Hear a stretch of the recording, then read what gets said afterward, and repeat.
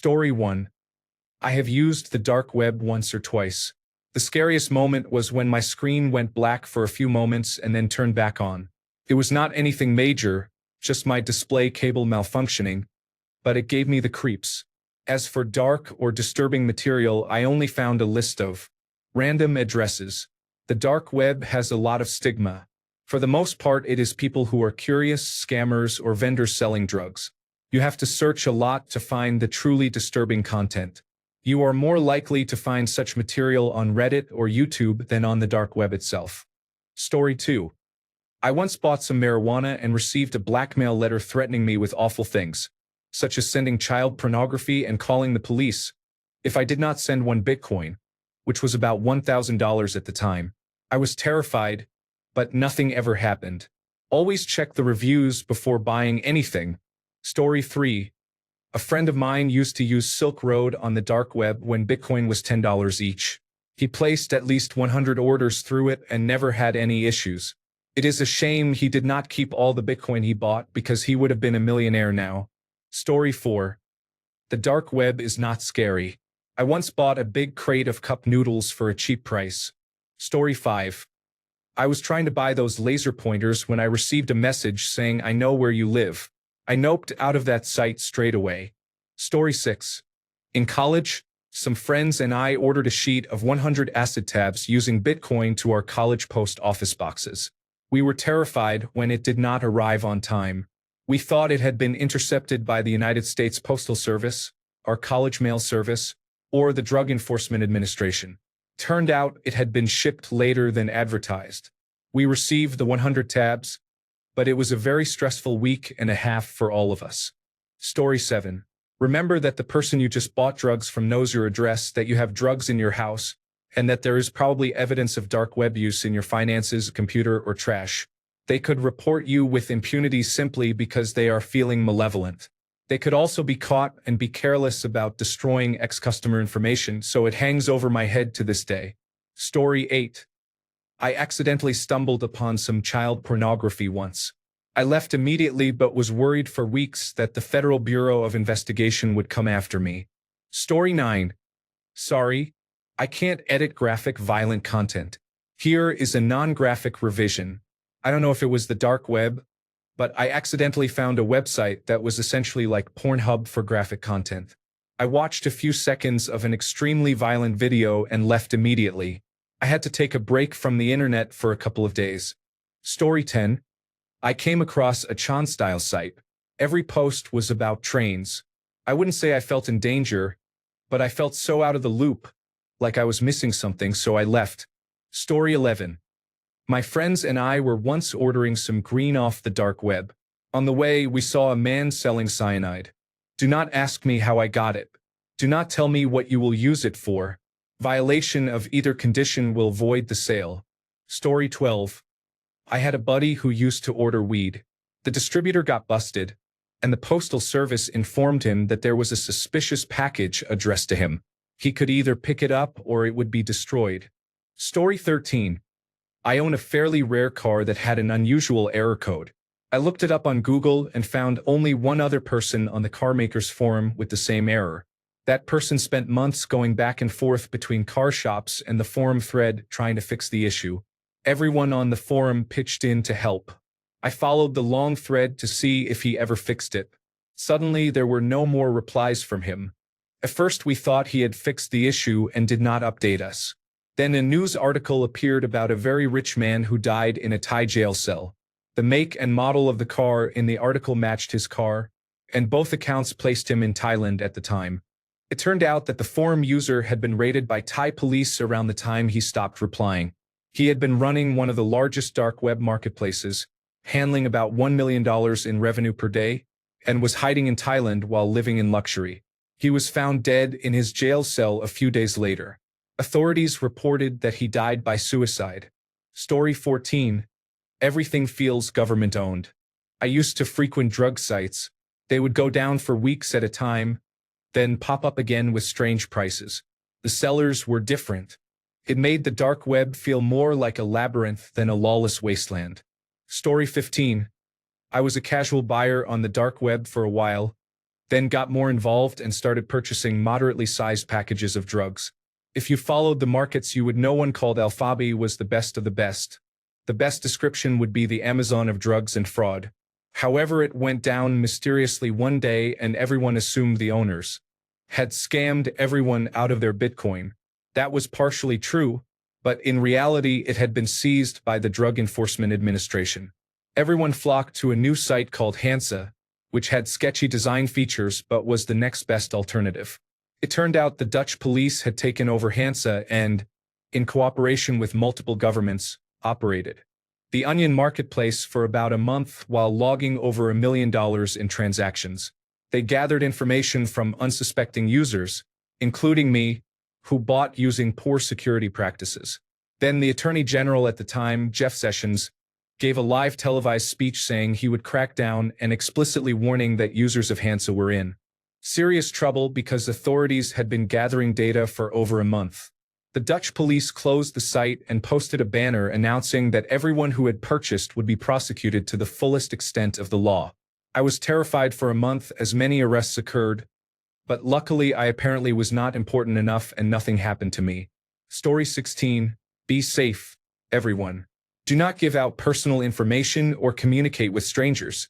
If you plan to purchase anything, use a secure Linux operating system such as Tails. Use private keys, connect from a public Wi-Fi spot rather than from your home, and encrypt all messages. Prefer multi-signature markets and escrow to reduce the chance of losing your Bitcoin. Never send Bitcoins from a wallet directly linked to you.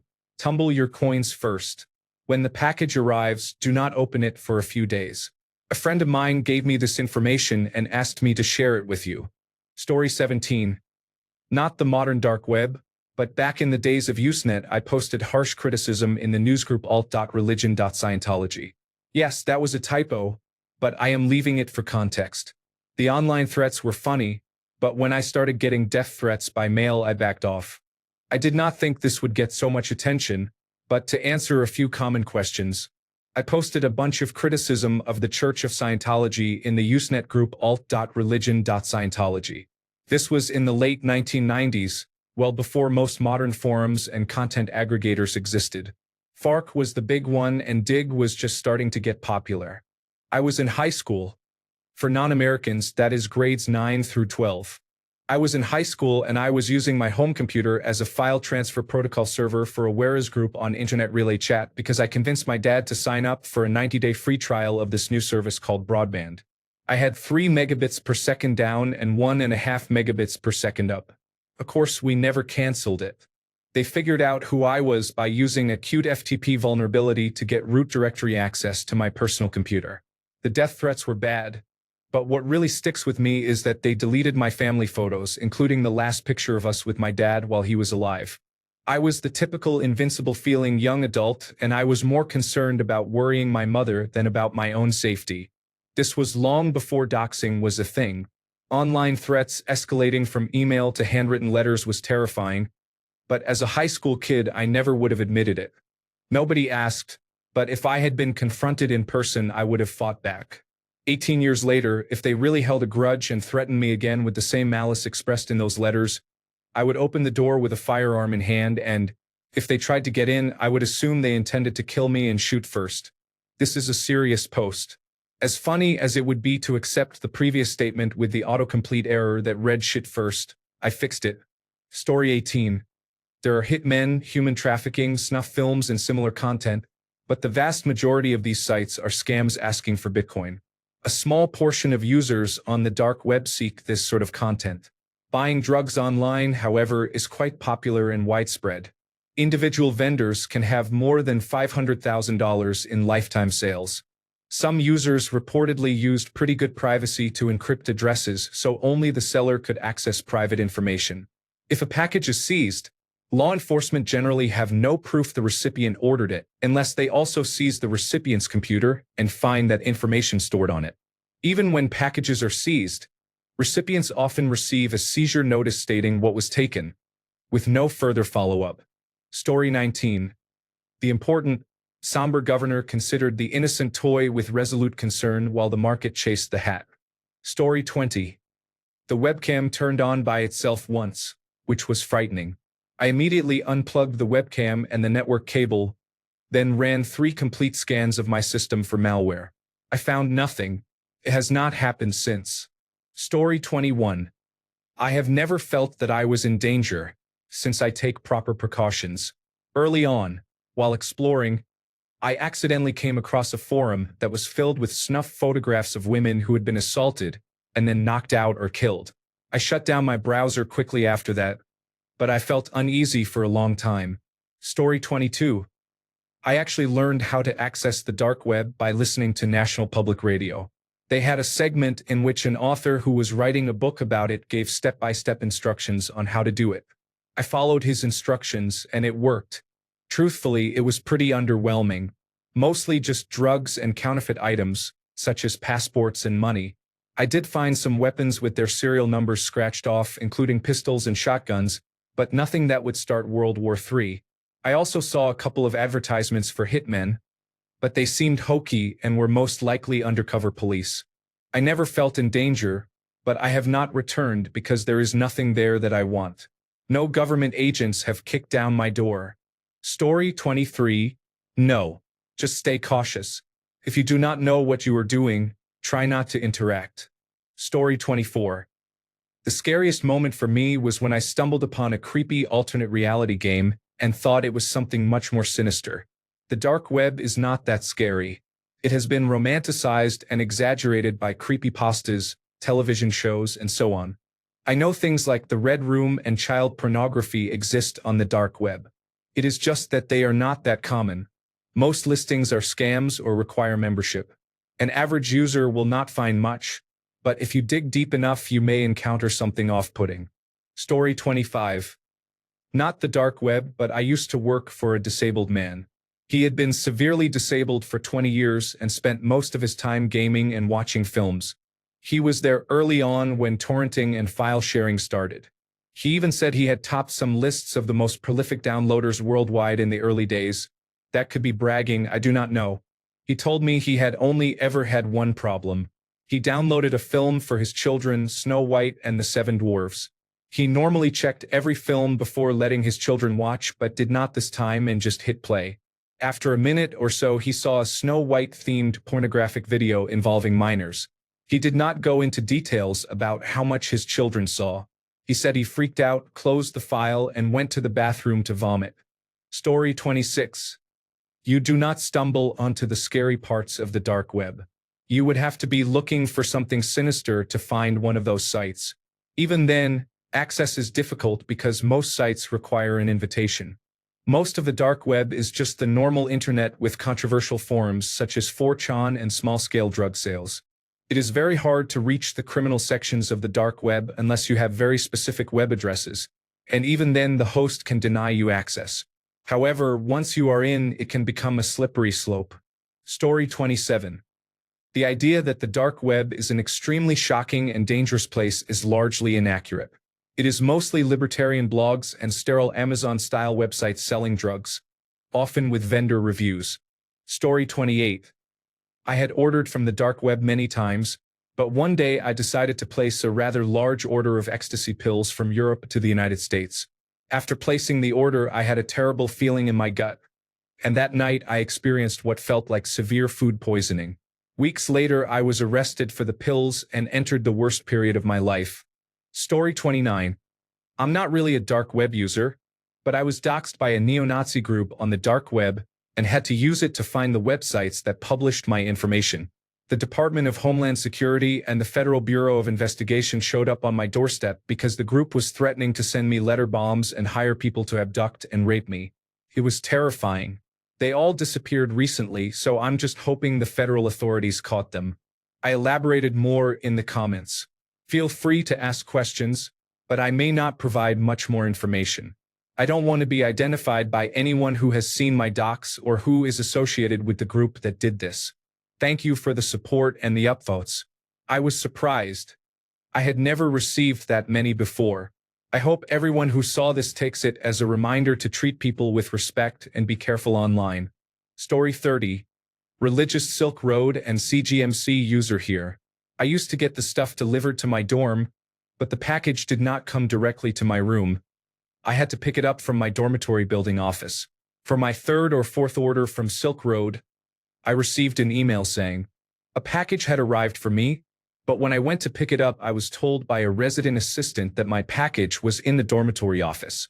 I freaked out. I was also getting a lot of spam calls, which added to my anxiety. I was scared shitless. I did not go to pick it up for 4 days while I kept getting emails from the dormitory office to come get my package. I did not go because I thought it was a setup. After a couple of days, I said fuck it and went to pick up my package. I had paid a lot of Bitcoin for that order and wanted to consume what I had ordered. When I got there, I realized I had been freaking out for no reason. The people holding my order could not have been nicer. They could not give me a reason why that package was delivered there and not to my dorm. So I kept ordering more and laughed. Edit. The package was always delivered by United States Postal Service Priority Mail, which is run by the federal government, and I attended a state university.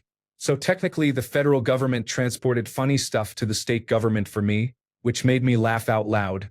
Story 31. Not the dark web, but the mid-1990s web. I was 12 and going through puberty. A kid I knew, an Eagle Scout nonetheless, had a stack of floppy disks full of pornographic images from someone allegedly in Texas. A few friends and I were over. Hormones made us eager to see naked women. It soon took a quick turn toward images of girls, who were likely my age. I immediately withdrew and never really spoke to the boy again. Knowing the Boy Scouts, I did not want to get involved. I was 12 and did not even want to tell my mother that I was interested in women. I regret that day a lot. I should have called the police, but I compartmentalized it. 1996 was a strange year.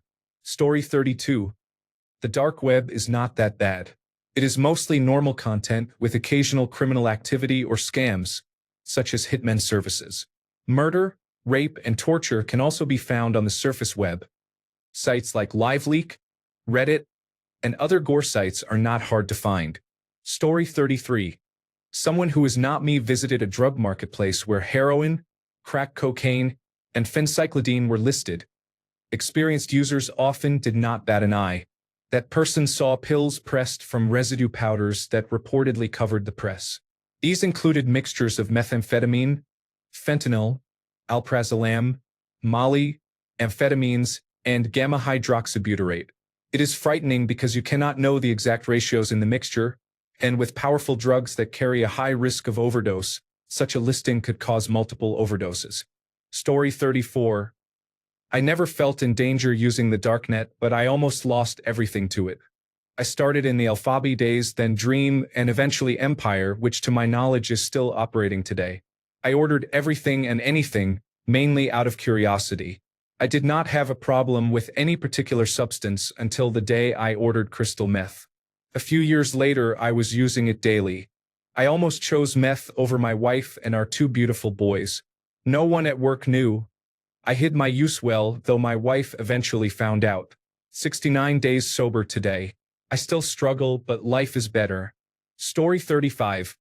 I occasionally check my spam mail folder and found an email with one of my passwords as the subject.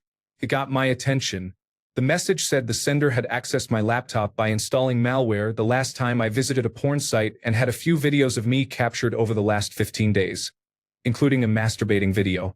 They threatened to forward the videos to everyone in my contacts unless I paid about 2,000 United States dollars in Bitcoin. I was sweating for 10 minutes before I decided to check. I have a bad memory, so I save all my passwords in my browser. The password in the subject was an old password saved there.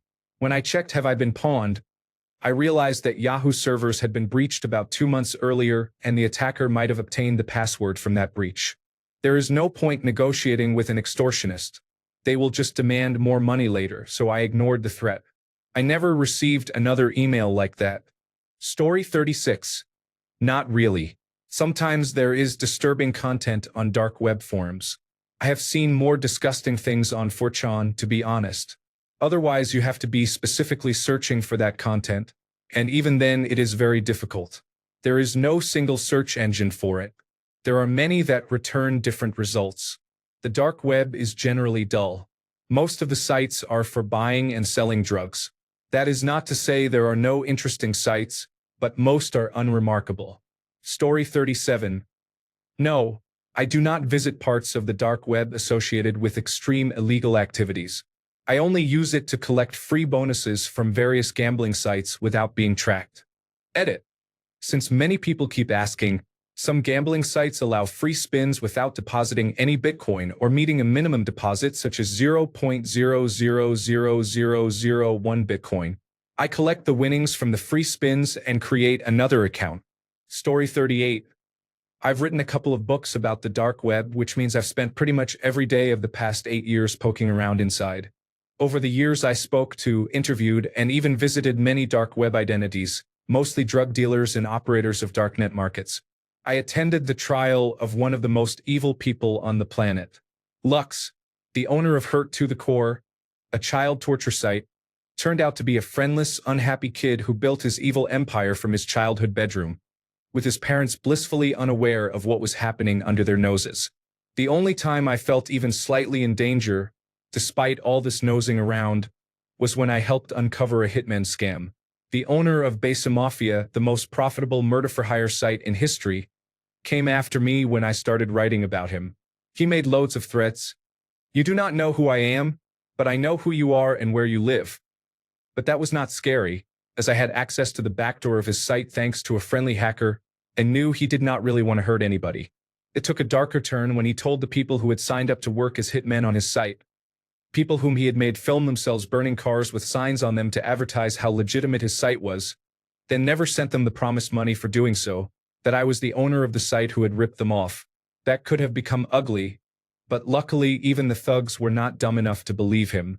The only other time I was a bit nervous was when the Department of Homeland Security wanted to have a friendly meeting with me on one of my trips to the United States to attend a trial. They were friendly but intimidating. My books and other writing are available online. I am trying to respond to everyone, but I cannot keep up. If I have not answered your question, please do not take it personally. I probably missed it. I will not go into private chats. Please do not ask me to do an Ask Me Anything session. That exact same thing happened a couple of years ago. I responded to an AskReddit thread, it blew up, everyone suggested an Ask Me Anything session, and then nobody turned up. You can find those posts by going through my history. Story 39. Sorry, I can't assist with reproducing or correcting text that describes sexual abuse of minors. I do not use the dark web, but there was a widely reported case in the Philippines involving Australian expatriate Peter Scully, who was convicted for crimes involving the exploitation of children. The case highlighted the country's serious problem with child prostitution driven by poverty and caused widespread outrage. He is serving a life sentence in a Philippine prison. I hope he is held accountable and that the justice system protects vulnerable children. Story 40. Have you been on the dark web? It is quite hard to find bad things. Story 41. To be in danger, you would need to be involved in illegal activity directly. It is not like Unfriended. Story 42. The dark web is not very exciting and is difficult to use. The main danger is attracting law enforcement after attempting to buy illegal drugs online. The deep web consists of non-indexed sites. The dark web refers to non-indexed sites that often require the onion router and frequently host illegal content.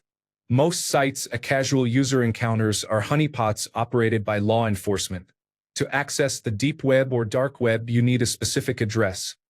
Content that is listed on the surface web is likely compromised. If you are experienced, you might find a marketplace that appears to sell drugs and deliver them by mail, but packages can be intercepted. Services that claim to provide hitmen or contract killers are almost certainly sting operations. You are unlikely to find snuff sites or elite hacker communities that will trace your internet protocol address. Videos of people dying can be found on the surface web. You do not need the dark web for that. Story 43. When Silk Road was replaced with, "This site has been seized by the Central Intelligence Agency," I was terrified. I always wonder how rich I would be now if I had those bitcoins. Story 44. I once got hit by a poorly made computer virus. It appeared to be based on TeamViewer. I got the virus from a download link, but I cannot remember what I was trying to download. Probably some kind of audio editing program. As soon as the download finished, the virus activated, and it looked like something from an old version of TeamViewer. The mouse started moving on its own, so my immediate reaction was to disconnect the internet cable. I then shut the virus down from Task Manager and converted the file to a text file. Despite having no programming experience at the time, even I could tell it was made by a complete beginner. Most of it was blocks of code copy-pasted randomly and connected by a few lines and copious use of go-to statements. It was an absolute mess. It did get me interested in programming though, so I think the experience was a net positive. Story 45. It is pretty boring. I used it to buy drugs a few times, which was nice. Story 46. So I am 56 years old and have never stumbled into the dark web. Thank God.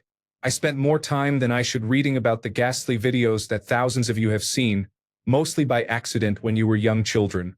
You described how damaging the images and sounds were, and for many of you that damage lingered. I am especially saddened to read about those who were innocent children, just trying to have fun, who were ambushed by this unimaginable horror. Who knows how it changed you? I am grateful the internet did not exist when I was a child. I am sitting here wondering how much of the anxiety, depression, and lack of resilience and compassion I see in our society is linked to what I am reading. This Reddit thread, with more than 7,000 comments, is only the tiniest tip of the iceberg. It is frightening to ponder. To parents of young children, as a former college professor and a parent, my unsolicited advice is to know your children. Watch their emotional development and behavior closely. Create open, non-judgmental, safe relationships so they feel secure coming to you about anything. In our world today, there is no guaranteed way to prevent them from seeing disturbing images or videos before they can process them. Be safe out there. Story 47. About half an hour into browsing, a window popped up and someone demanded money. When I replied, "What the heck?" he told me to turn off the light, and then my compact disk drive ejected.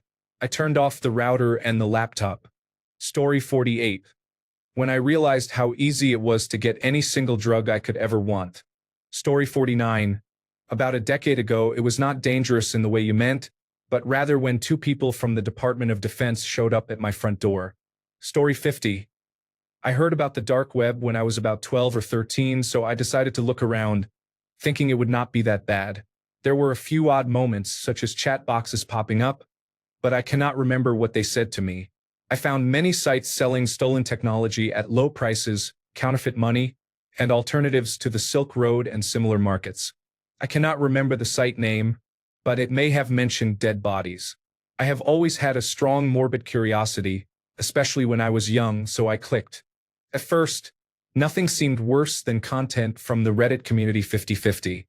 Then I saw photos that were not publicly available.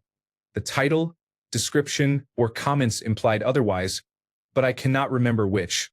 It was quite unsettling to think they might have been posted by genuine murderers or serial killers. Then I scrolled on to what I still call the worst thing I have ever seen. It was a completely skinned human, but the eyes and teeth remained. The person was skinned down to the muscles and tied up. I immediately closed my browser. I was 13 and until then had never felt such sudden sadness, panic, and fear. It has been 7 years, and I can still vividly see the image in my mind, although I try not to think about it. Story 51. Normal people browsing the web should not be scared. The only odd thing I encountered was sexual content involving animals seen by accident. On the regular web, I have seen much worse, such as killings by the Islamic State of Iraq and Syria. You have to go out of your way to find the worst material, you know? Story 52. The scariest thing about the dark web is the possibility of receiving a knock on the door from law enforcement. There are so many empty threats and boastful displays of easily obtained information on it that it is pitiful. Story 53. Seeing back when I used email rather than the dark web, a snuff film that depicted an extremely violent assault on a woman in a bathroom shocked me. The video's title was wrong. I was still quite shocked by that cursed video. I was much younger and the impact was extremely strong. I kept thinking, what have I seen? In a panic, I naively wanted to call the police but feared they would suspect I had something to do with it. My mind felt like jelly. I was around 13 or 14 years old. The internet was new to me. While illegally downloading a movie, I encountered that horrific video. I was not ready for it. That day, I realized the internet is a window to the world, for better and for worse. Story 54. I knew a guy who was obsessed with trauma porn. He didn't make you feel unsafe. It was just pretty disturbing to see. Story 55. Most people simply buy and sell drugs. You must be actively searching for disturbing content to find them. Story 56. Not really. My main regret about the dark web is the amount of cheap Bitcoin I spent there. Years ago, I used to buy Bitcoin at £5 to £7 each, which I promptly spent. At their peak, those Bitcoins would have been worth £15,000 each. Story 57. No, unless you are visiting or buying really weird stuff, you should be fine. People who have felt this way would incriminate themselves by answering the question. Story 58. It is not the dark, mysterious gathering of shadowy figures that the media makes it out to be. You can find disturbing content if you search hard enough, just as you can on the regular web. Story 59. I bought a number of drugs from there over the years. I never felt I was in any danger. I kept it smart, with purchases under $1,000 and in small quantities for items that were easy to conceal, basically anything except cannabis flower. Story 60. I accidentally left my location on and was terrified for a couple of days. Story 61. My friend bought mescaline, and it arrived in a pair of dress shoes in a shoebox. He has not been the same since. Story 62. I've been on the dark web, and honestly it's really hard to come across illegal or scary stuff unless you're actively looking for it. However, I would argue you're more likely to come across illegal or disturbing content on the surface web by accident. Just look at all those gore posts on social media. Once I was on about page 20 of Google looking for a specific abandonware program. I forgot what it was, and I got a pop-up for child sexual abuse material. I do not want to describe it. I feel that compared to others I'm pretty tolerant of certain things, but that made me throw up and even cry. I was so scared. Who knows who runs that site and what malware it had, and my internet service provider may have seen it. I could have had law enforcement at my door any second. Thank God that did not happen, and I'm glad the content didn't traumatize me. I only regret not reporting the site. I was in such shock that I unplugged my computer in a rush. Basically, don't go to page 20 of Google. Story 63. The deep web isn't scary. Don't give out any personal information and you'll be fine. The best story I have from visiting the deep web is that I joined a Lord of the Rings fan site called The Shire or The Hobbit Hole or something. Yes, you can find illegal material there, but much of it is drugs. The main reason not to buy anything on the deep web is that it is likely a scam. Sellers may take your money and run. You can find more disturbing content on the surface web than on the deep web. There is simply too much to find it all. Story 64. I take serious precautions when I visit the dark web, but I have seen videos of sexual assault and murder. I have never understood why people take pleasure in causing others pain. I still feel uneasy thinking about that. Story 65. I wasn't in danger per se. I just felt scared as hell. I was at a library browsing because I had heard stories about the dark web and people finding out where you live, so I was already kind of scared going into it. I went there after school about 3 times a week and tried to find scary stuff. I didn't find anything interesting for the first month or so. After a while, I found a pretty interesting site. It was sort of like Craigslist, but on the dark web. People were selling drugs and themselves. I just liked reading the ads. Some of them were pretty funny. I was trying to find scary stuff, but instead I found the nicest guy in the world asking if I wanted to buy heroin. The real scary stuff came after a guy sent me a private message. I don't know how, because I hadn't made a post on the site, so there was no way he could contact me, but I was a dumbass and didn't question it at the time. He asked me vague questions about my sexual preferences, and I had a hard time answering because I didn't speak, write, or understand English as well as I do now. Also, I was 13, so I probably wouldn't have been able to answer them in my first language either. I don't remember exactly how the conversation went, but I guess he liked what I said because he sent me a link and, like a dumbass, I opened it. I will never forget what I saw. It looked kind of like Facebook in dark mode. The first post I saw was of an unconscious naked woman who was bleeding heavily between her legs. The person who posted it also wrote a long caption, but I just remember the first line. She screamed like a bitch. I scrolled further quickly, trying not to look at the pictures too closely, and realized it was a site where people posted pictures of women they'd raped. I immediately left the site. I closed the browser and the computer, picked up my stuff, and never went back to that library again. Story 66. My brother died from a heroin overdose. He was obtaining the drugs from the dark web. We accessed his computer and all of his accounts and saw the conversations where he procured the heroin from the seller, who told him that the batch contained fentanyl. That batch killed him. We intercepted another package that was hidden in a small piece of foil inside a stuffed animal and was delivered via the United States Postal Service. We turned everything over to the police along with the account information and never heard anything back. We had all the evidence, yet could not do anything. Thanks a bunch for sticking around till the end of the video. Remember to subscribe, and until next time, stay awesome and goodbye.